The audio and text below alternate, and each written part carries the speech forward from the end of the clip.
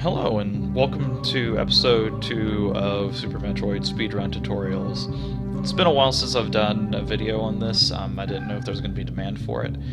Looks like my last video actually got a decent amount of views, so I'm going to go ahead and bunch 2 of the tutorials that I was going to do into one today. They're both basically the same trick, it's just one of them requires a little bit of advanced application of it. So we have this shaft right here. This is pretty much right at the beginning of the game, right after going through Sari's station. You have to go and get your morph ball for the first time, and then you have to ascend this shaft. I've cleared the enemies out just to kind of make this a little bit easier to demonstrate and show off. And as you can see, this ascent right here takes a lot of just really tedious jumping. It's really not the best way to go about it. To get up through there. The way that we can actually enhance this section and make this go a lot faster is by using a technique called the wall jump. I actually consider this technique to basically be one of the core mechanics used for speedrun. So I guess we can go ahead and get started on the tutorial with that. So what you need to be doing first is you need to be doing a somersault.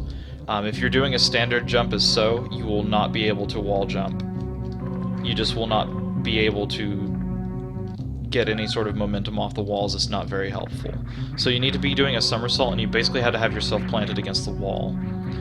So then the next thing that you do is once you're against the wall, press the opposite direction, and you'll see a really quick animation that Samus does, and she only does this animation whenever she's planted against a wall and can wall jump. So if I just do this in the air, my somersault just kind of turns me back and forth. It doesn't really have any sort of animation to it. But whenever I'm on a wall and I press the direction, you can see she kind of like faces the other direction. And whenever she's doing that, you can actually press the jump button and you get a wall jump off of it. And you can do this an infinite amount of times. You can actually keep yourself fairly grouped against the wall while you're doing it. And you can pretty much make this ascent really quick. I'm losing a lot less momentum going up through unless I do something like that. And I can make this ascent much quicker, and it makes that a lot easier whenever you're trying to go through and speedrun. To kind of further show off this trick, you can actually use the wall jump on even really ridiculously narrow platforms as well.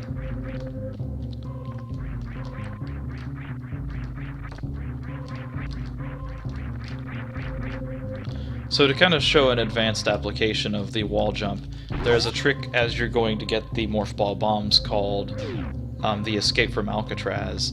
And basically what this is a jump where there's a series of blocks that you have to blow up once you get the morph ball bombs, and this is kind of the way that they teach you how to use the morph ball bombs, as shown momentarily. Your usual route will have you going through here and you destroy these 4 blocks. For demonstrative purposes, I'm not going to go fight the bomb Terizo, but you basically come down this way, you get the bombs, and then you have to go back up here and make your escape. So what we can do instead is we can actually do 3 wall jumps through here. The timing of this is pretty tight, so it might take a few tries. There we go. And we have made it out without having to use the bombs here. I haven't gotten an exact timing, but it takes about like 1 to 1.5 seconds for each bomb to go off, and there's 4 blocks there. And that gives you about 2 or 3 good tries of this before you basically equate time to just taking the bomb route. I haven't practiced this in forever, so it's a little bit trickier than usual.